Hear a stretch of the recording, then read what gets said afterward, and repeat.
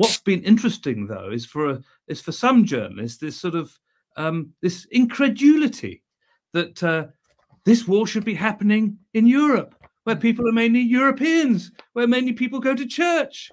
Do you think that, you know, there is some? Well, let's have a quick look at one of the videos, if we may. I'll come to your question with you, Ramzy, but let's have a look at one of these recent sort of expositions the from Russians Western marching in. It's changed the calculus entirely.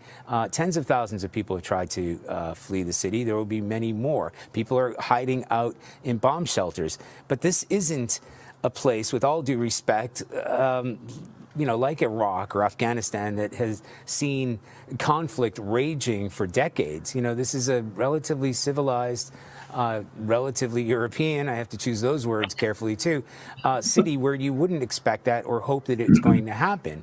So it's partly human nature, but they are not in denial. Well, I mean, at the very least, this poor correspondent hadn't quite established the fact that there's been war raging in eastern Ukraine for at least 8 years. That's almost a decade. But apart from all of that, I mean, and to be fair to him, he's since apologized. But what a giveaway. What a revelation. That's right. But, you know, it wasn't the relatively civilized, relatively European that stopped me, as shocking as this is. But the fact that he still felt that he was choosing his words very carefully. I mean, imagine if he wasn't choosing his words very carefully. The thing, though, is that this is really the mentality. I mean, he is not the exception. We've reported from Iraq. We have reported from the Middle East. I've reported from Gaza.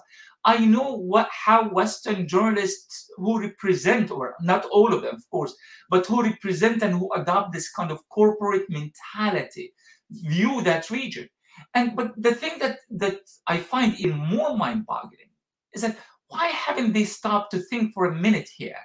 Is that since the US intervened in Iraq, occupied, invaded the country, why is it that they haven't really calculated that possibly the killing of over 1 million people in that region, that not only killing all these people, destroying the incredible civilization, but it also destabilized the whole region, and we are feeling the reverberation of that savagery of the American invasion until this day, and sadly for many years to come.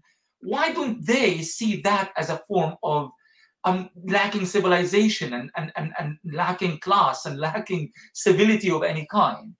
So that's really the mindset of the racist. And you know, I know that this is a term that people are very careful using, but if this is not outright racism, I don't know what that is. The thing about a racist mentality is that you never see your own faults, and you always project that on someone else. So it's now and we remember how the Iraqis, for example, were blamed by the US government for the failure of the invasion of Iraq by simply saying, well, we haven't really failed. The Arabs are just not ready for democracy. We've been told that numerous times. Iraq is not a Scandinavian country, we were told. These people are not ready for anything even close to an American democracy. So not only Iraq was destroyed, not only the region has been destabilized, resulting in new wars, but also it was our fault after all, because we were just not ready for Western and American democracy.